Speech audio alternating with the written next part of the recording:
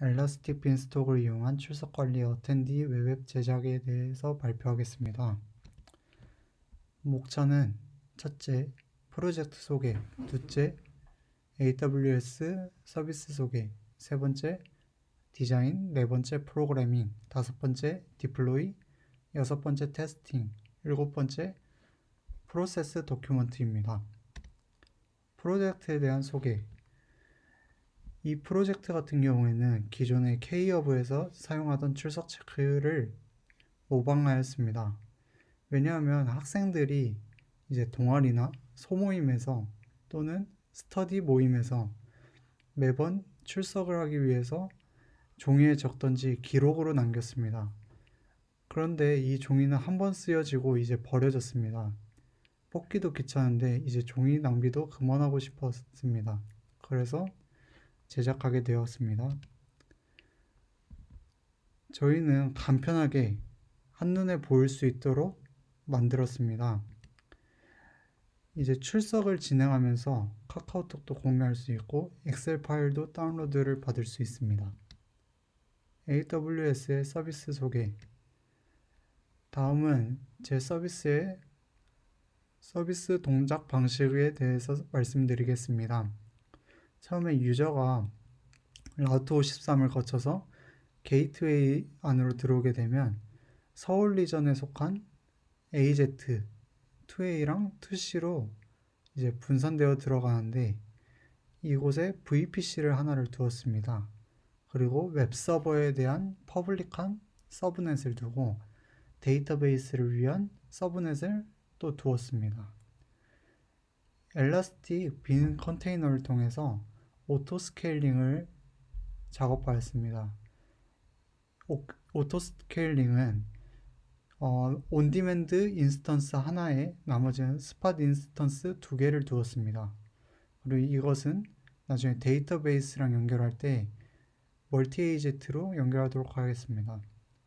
그리고 사용자가 이제 이메일 인증을 받는 부분이 생기는데요.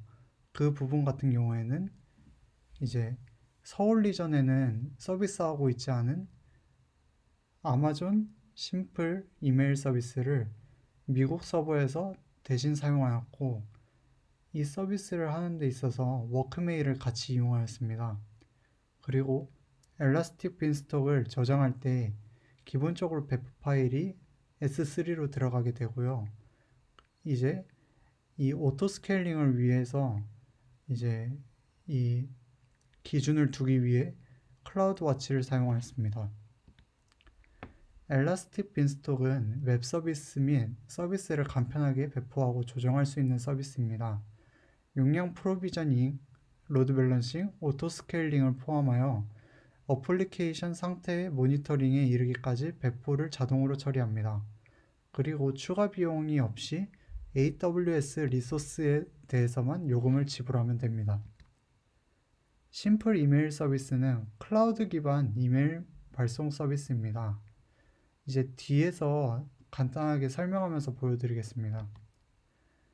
저는 워크메일이랑 같이 사용하게 되었는데요. 워크메일은 이제 이메일을 서버를 하나를 새로 만든 거랑 똑같습니다. 뒤에 보는 것과 같이 이제 메일 서버가 하나 생성됐고요. 이 메일 서버는 이제 사용자한테서 불편사항을 듣고 이메일 가입 인증에 대한 메시지를 보내줄 수 있는 메일 서버입니다.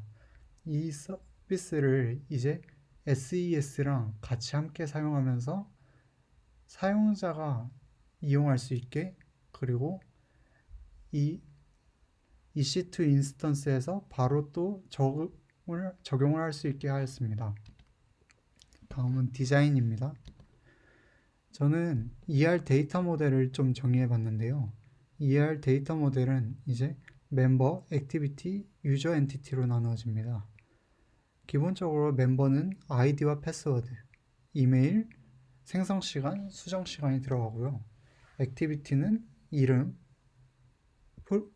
액티비티가 끝났는지, 그리고 네임을 대신할 아이덴티티 해시값, 그리고 수정 날짜, 그리고 생성 날짜, 그리고 유저 같은 경우에는 이름과 생성 날짜가 들어갔습니다. JPA를 통해서 멤버와 액티비티 간의 연결은 양방향으로 잡아놨고, 액티비티와 유저 간의 관계는 단방향 연결을 사용했습니다. 유즈케이스 다이어그램을 보면 조금 더 이해가 쉬운데요. 멤버는 가입한 사람을 말합니다. 이제 액티비티를 더할 수 있고, 지울 수 있고, 켜고 끌 수 있고, 엑셀 파일을 다운로드 받을 수 있고, 유저에게 공유를 할 수 있습니다. 유저는 이 공유받은 거를 가지고 이제 출석을 할 수 있게 됩니다. 플로우 차트는 이제 로그인을 할 경우에 멤버 페이지로 들어가게 되고요. 이 멤버 페이지에서 액티비티를 만들게 되면 이제 공유할 수 있는 버튼, 그리고 이 일정을 확인할 수 있는 버튼이 나옵니다. 그러면 공유에서는 이제 QR코드를 다운로드 받거나 카카오톡을 통해 공유를 할 수 있고요. 이제 활동에 대한 확인은 액티비티 페이지에서 켜고 끄거나 아니면 삭제하든지 아니면 다운로드 받을 수 있게 하였습니다. 다음은 프로그래밍입니다. 저는 스프링 툴슈트 4를 이용하였는데요. 패키지는 다음과 같이 각각의 서비스에 대해서 정의를 하였습니다. 그리고 리소스는 스프링 띵리프를 이용해서 레이아웃형 HTML을 작성하였고요. 설정 파일들은 어플리케이션 프로퍼티에서 저장하였습니다. 이제 조금 중요한 것들만 몇 개 간추려보면 멤버 비밀번호는 비크립트 암호화를 사용하였습니다. 비크립트 암호는 복구하기가 어려워 관리자 또한 비밀번호를 찾을 수 없어 복구를 위한 메일 서비스를 따로 지원을 하려고 합니다. 그리고 엑셀 파일은 아파치 포이를 통해서 만들었습니다. 이 아파치 포이가 간단하게 엑셀 파일을 만들 수 있도록 도움을 주는 라이브러리입니다. 다음은 SES 연동 과정입니다. 이 SES 연동 과정은 인터넷에 많이들 나와 있지만 이게 버전이 바뀌면서 기본적인 크레디셔널을 얻는 부분이 많이 바뀌었습니다. 그래서 다음과 같이 제가 조금 수정을 했는데요. 베이직 AWS 크레디셔널을 통해서 간단하게 만들 수 있습니다. 다음은 배포입니다. AWS에서 배포를 하면서 다음과 같이 인스턴스 보안 그룹을 두었는데요. 이 보안 그룹은 학교 수업에서 들었던 웹서버를 따로 했는데 이 웹서버는 이제 퍼블릭한 접속을 할 수 있게끔 하였습니다. 그리고 엘라스틱 빈스톡을 하면서 오토 스케일링 그룹을 만들었는데요. 인스턴스는 하나에서 3개, 그리고 온디맨드로 1개, 그리고 T2 마이크로만 사용하도록 하였습니다. 그리고 로드 밸런스를 사용하였는데요. 80 포트와 443 포트를 설정하였고 이제 접속할 수 있게끔 키페어를 설정하였습니다. 그리고 가용 영역은 이제 각 서브넷에 존재하고 있는 퍼블릭한 곳을 사용하였고 그리고 이렇게 해서 저장을 하게 되면 배포가 시작됩니다. 근데 오류가 발생하였는데요. 502 에러에 대해서 뒤에서 좀 설명하겠습니다. 먼저 배포 중에 있었던 문제 중에 타임존 GMT가 되어 있어 한국과 9시간 차이가 났습니다. 해결 방법은 스프링부트 배포 시에 이제 타임존에 대한 세팅을 아래와 같이 적용해 주시면 됩니다. 그리고 두 번째는 포트에 대한 프록시 문제가 스프링부트에 존재를 했는데요. 기본적으로 엘라스틱 빈스톡은 로드 밸런서가 5000번을 수신되게 할 것으로 예상해 놓았습니다. 단순 배포 시에는 문제가 없지만 오토 스케일링을 사용하려고 하면 가끔 이런 문제가 발생하게 됩니다.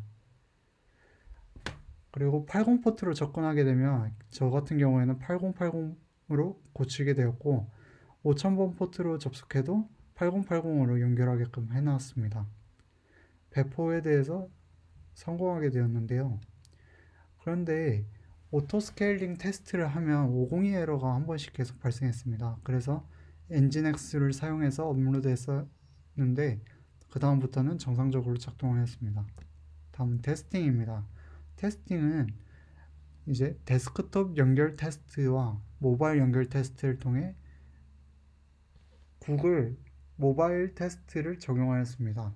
각각에 대해서 점수가 잘 나온 만큼 서비스에서는 이용하는데 문제가 안 될 것 같습니다. 다음은 아파치 A/B 테스트입니다. 이제 첫 번째와 두 번째 사진은 이제 n값만 바꾼 거고요. 두 번째와 세 번째는 이제 시간 간격을 두었습니다. 각각에 대해 서비스를 보면 이제 접속 시간을 보면 되게 괜찮다고 볼 수 있습니다. 오토 스케일링 테스트를 하려고 이제 확인을 하니까 타겟 리스폰스 타임은 이제 어플리케이션 로드 밸런스에서 가능하고요. 이제 클래식 로드 밸런스에서는 레이턴시에 대해서 적용을 할 수 있었습니다. 이제 이 앞에 있는 테스트에서 좀 더 n값을 높여서 적용하게 되면 다음과 같은 모니터링에서 확인을 할 수 있습니다. 그리고 저는 이걸 하는 작업에서 엔진엑스가 아파치보다 조금 더 성능 면에서 깔끔하다고 생각했습니다. 이제 뒷면은 이 테스트를 똑같이 진행한 건데요. 이제 걸린 시간이 엔진엑스가 좀 더 낮다는 걸 볼 수 있습니다. 마지막에 100%에서는 조금 차이가 많이 발생했는데요. 이 작업은 이제 튜닝을 조금 하면 될 것 같습니다. 그리고 다음은 프로세스 도큐먼트입니다. 저 같은 경우에 깃북을 통해서 지금까지 정리해 놨던 거를 모두 넣어 놨습니다. 사용자가 모두 알았으면 좋을 점과 문제 해결에 대해서 정리해 두었고요. 다음은 어텐디에 대해서 레포지토리를 공유해 놓았습니다.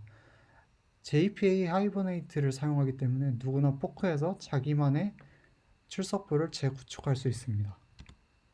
이제 이 PPT에 대해서 저장을 해 두었고요. 감사합니다.